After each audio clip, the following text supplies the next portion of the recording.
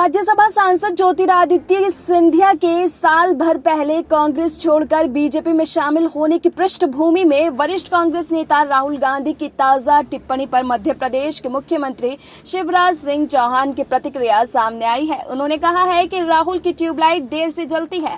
आपको बता दें कि राहुल गांधी ने भारतीय युवा कांग्रेस की राष्ट्रीय कार्यकारिणी की बैठक में कहा था कि सिंधिया बीजेपी में रहकर मध्य प्रदेश के मुख्यमंत्री कभी नहीं बन सकेंगे और उन्हें लौटकर कांग्रेस में ही आना होगा। इस पर शिवराज सिंह चौहान ने अपनी प्रतिक्रिया जाहिर की। उन्होंने कहा कि जब ज्योतिरादित्य सिंधिया कांग्रेस में थे तब राहुल कहां गए थे और उन्हें क्या हो गया था। इसीलिए मैं कहता हूं कि राहुल गांधी की ट्यूबलाइट देर से जलती है। मुख्यमंत्री शिवराज सिंह चौहान ने यह भी कहा कि कांग्रेस ने ज्योतिरादित्य सिंधिया के साथ अन्याय से बरसों पहले उनके पिता माधवराव सिंधिया के साथ अन्याय किया था। उन्हें मध्य प्रदेश का मुख्यमंत्री नहीं बनने दिया गया था। उन्होंने राहुल गांधी पर निशाना साधा कि जब ज्योतिरादित्य सिंधिया कांग्रेस के थे तो वो उन्हें लात मारते थे और अब वो कांग्रेस से बाहर चले गए हैं तो उन्हें इशारे से बुला रहे हैं।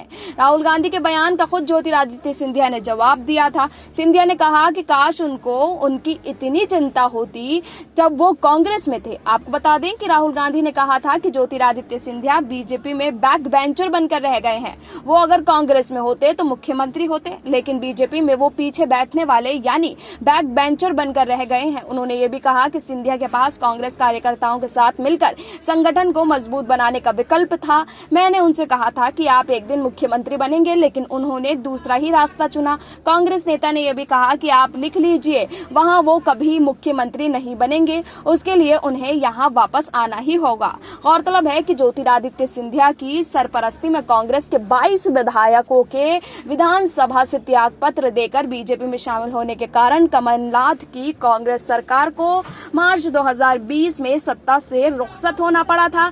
इस बड़े फेरबदल के तुरंत बाद शिवराज सिंह चौहान के नेतृत्व में बीजेपी सूबे की सत्ता में लौट आई थी। Bureau report SPN9 news.